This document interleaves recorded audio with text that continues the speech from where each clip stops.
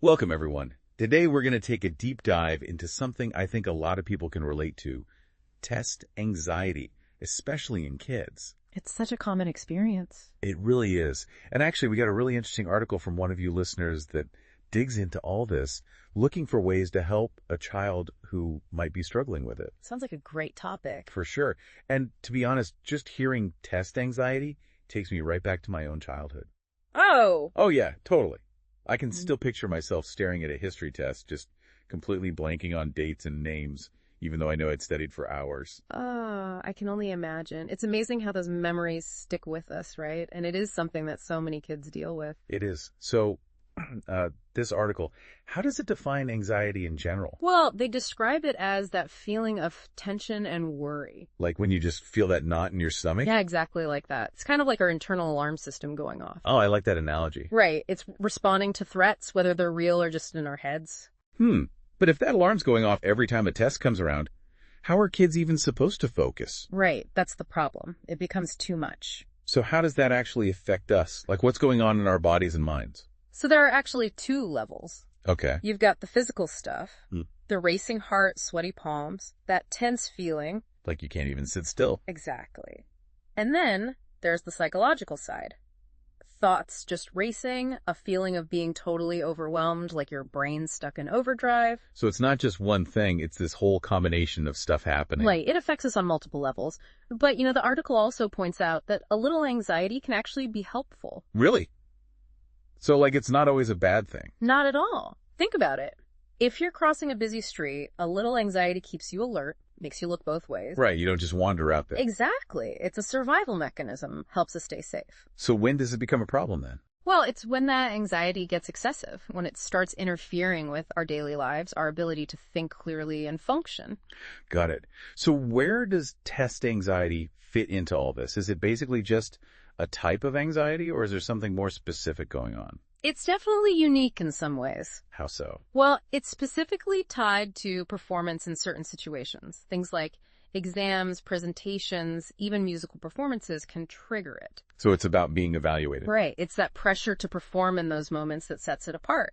And one thing the article really stresses is that it's not necessarily a sign of deeper emotional problems. I think that's important for people to hear. Absolutely. Even the highest achieving students can struggle with test anxiety. Yeah. Sometimes we assume that if a kid is bright and capable, they shouldn't be anxious about tests. Right. But it's just not that simple. It's not always about intelligence or ability. So what else is going on then? It could be more about the pressure they put on themselves or how they see those testing situations, how they perceive them. I see. And there was also something in the article about how sensitivity to competition can play a role. Oh, that's a really interesting point.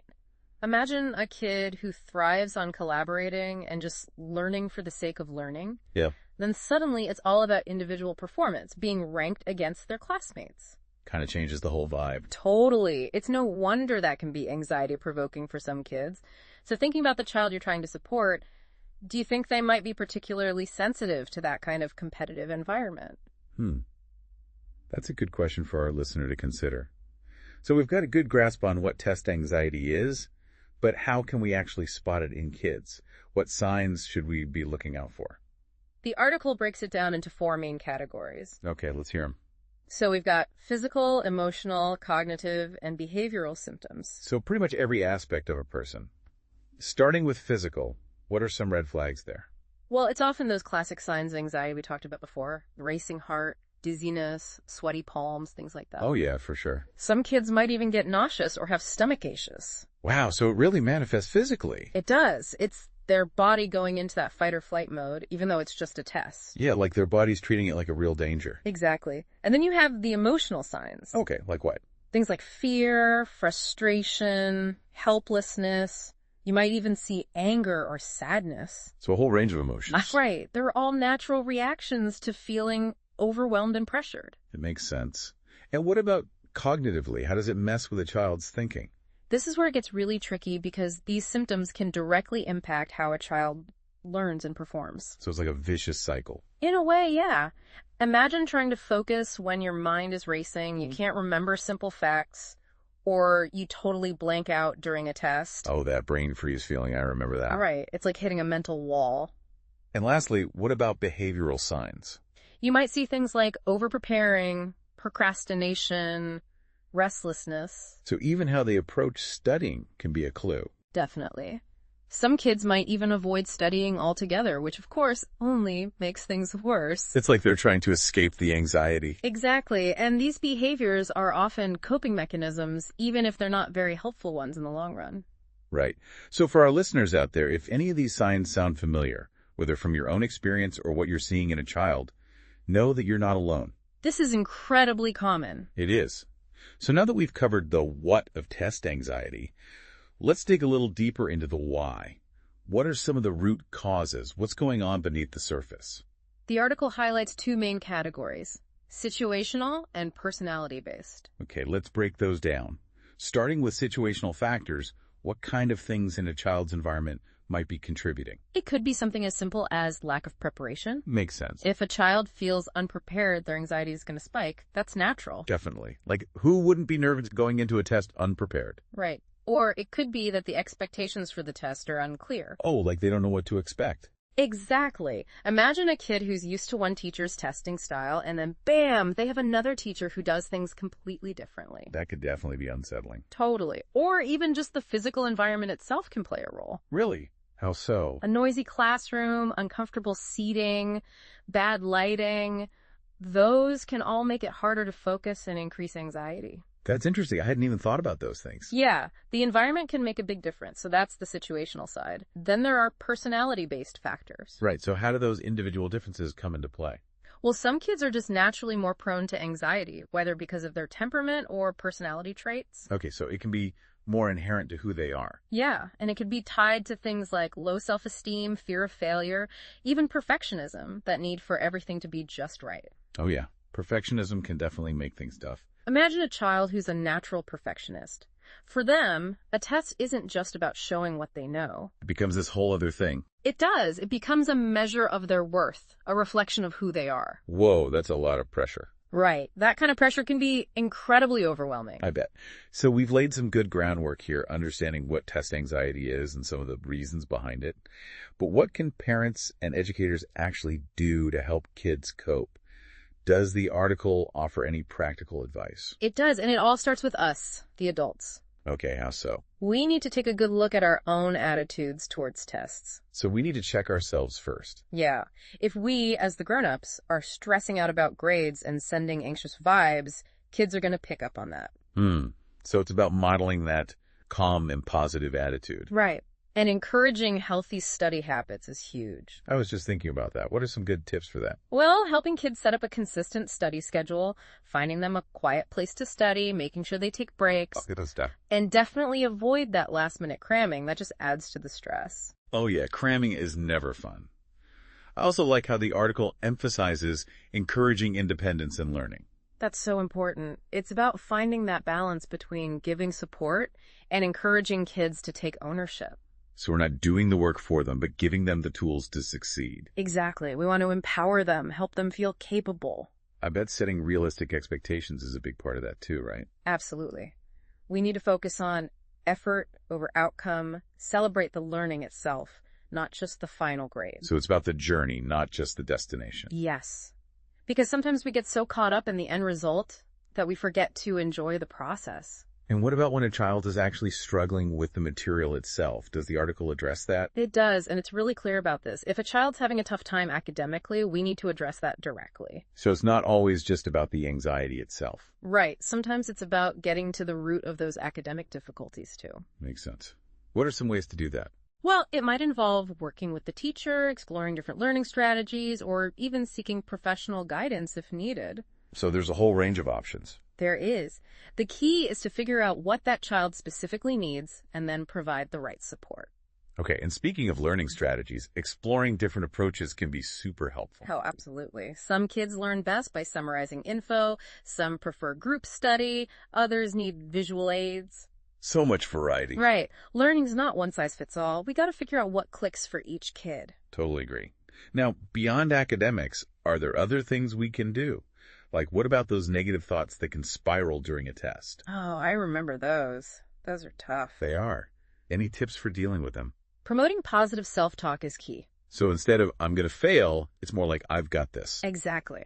And focusing on past successes can help too. Like reminding them of times they've done well. Yes, it's about building that confidence back up. Love it.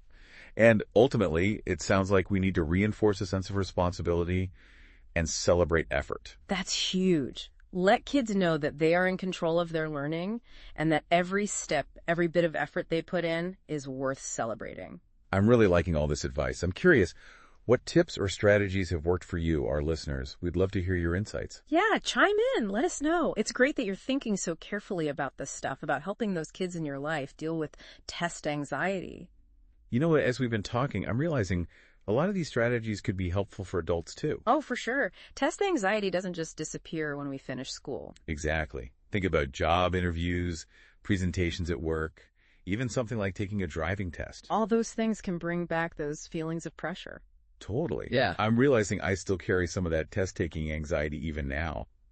But if we can teach kids these coping skills early on, Right. Give them the tools early on. maybe we can help them avoid some of those struggles later in life. Yeah, I completely agree. It's about building that resilience, a healthy way to approach challenges. Yeah, for sure. And, one thing that really stood out to me in the article was that idea of shifting focus from outcomes to effort. Oh, that's a powerful concept. It is. What does that look like in practice, though? It's so easy to get fixated on grades and scores. Especially in today's world. Right.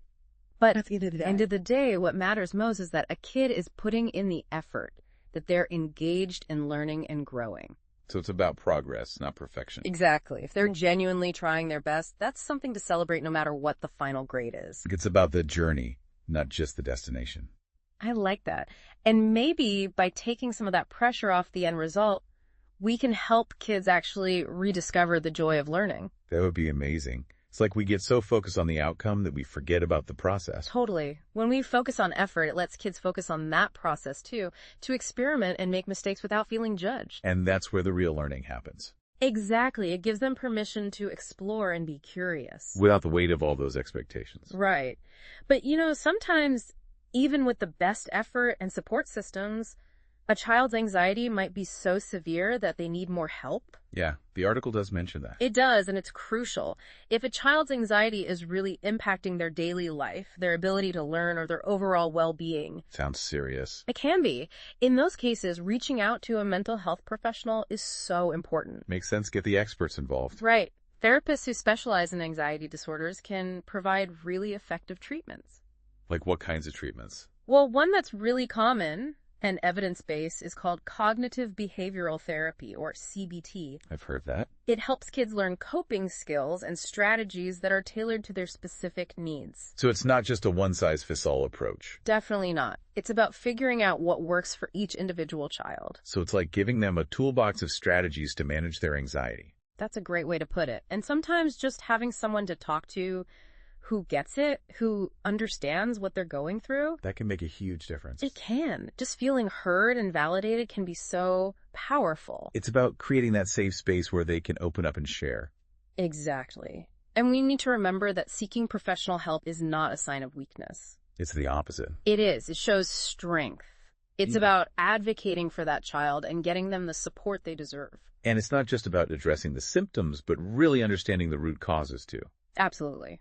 Going back to those situational and personality-based factors we talked about earlier. Right, like putting all the pieces together. Exactly. Unraveling that puzzle can help us figure out better ways to cope. It's like detective work. It kind of is. You're trying to get to the heart of the anxiety. And sometimes those clues might lead us beyond the child themselves. That's a really important point. The article talks about how the home and school environment can play a role too. Oh yeah, the environment is huge. Yes, it is. If a child is constantly surrounded by stress and pressure, it's going to affect their anxiety levels. Makes total sense. So we need to think about how we're creating a supportive and nurturing environment. Where kids feel safe to take risks and make mistakes. Yes, and where they can learn from those experiences. It's about building that culture of learning where mistakes are seen as opportunities. I love that. Mistakes as opportunities. And even small changes can have a big impact. Like what kind of small changes? Setting up a calm and organized study space at home, for example. Making sure they have a good spot to work. Right. Or just making time for fun and relaxation. That's all about balance. It is, finding that balance between work and play and making sure everyone's taking care of themselves. Self-care is so important. As we were talking about this, I'm just struck by how interconnected it all is. Test anxiety isn't just about the test itself. It's about so much more. It's about a child's sense of self, their relationship with learning, even their relationships with the people around them. It really is about the whole picture. It is. So for you listening, what's resonating most with you? What are you taking away from this deep dive into test anxiety? We've really covered a lot of ground here, haven't we? We have. We've really dug deep into what test anxiety is, what causes it, and how it can impact kids. And as we were just saying, it's so much bigger than just a test score. Exactly. It really is about a child's well-being overall. Right. And this article really emphasizes the role parents and educators play in creating a supportive environment for kids who struggle with this. They're so important. Think about it. They're the ones there day after day shaping the spaces where these kids learn and grow. So it's more than just giving them study tips or telling them to relax. It's about so much more than that. It's about fostering a whole different mindset. Like a different way of approaching challenges in general. Yes, it's about building a culture where learning is valued for its own sake. Where it's not just about the grade. Exactly. And where mistakes are seen as opportunities to learn and grow, not as failures. It's about fostering that growth mindset we hear so much about. And that starts with us, the adults. It does. If we face challenges with curiosity and a willingness to learn, kids will see that. We have to model it for them. Right. We're showing them that it's okay to not know everything, that we're all still learning and growing even as adults. We're all in this together. We are. And when we emphasize effort over outcome, it takes some of the pressure off. Gives them space to breathe and actually focus on the learning itself. Right. They can explore and make mistakes without feeling judged. That's so important.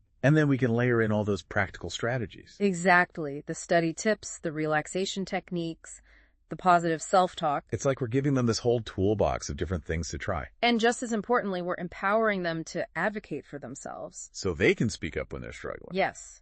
And to know that asking for help is not a sign of weakness. It actually takes a lot of courage. It really does. So at the end of the day, it sounds like it all boils down to creating this culture of empathy and understanding. That's a great way to put it. A culture where everyone feels supported and valued, and where learning is seen as a joyful journey. I love that. A joyful journey. So as we wrap up this deep dive, I keep coming back to that question the article poses. How can we create more supportive learning environments? Not just for kids, but for ourselves too. It's a question worth asking ourselves over and over again, because we all face challenges and anxieties throughout life. That's so true. We don't just magically become immune to stress when we grow up. Nope. And maybe part of the answer is realizing that we're all in this together. We are. We're all in this journey of learning and growth. And the more we can support and encourage each other along the way, the more we'll all thrive. Couldn't have said it better myself. Thank you so much for joining us on this deep dive into test anxiety. We hope it's giving you some new ideas and tools to support the kids in your life. And don't forget about yourselves. Right. You deserve support too. And remember, there are so many resources out there, like this article you sent in. Keep exploring, keep asking questions, and keep talking about test anxiety with the people you care about.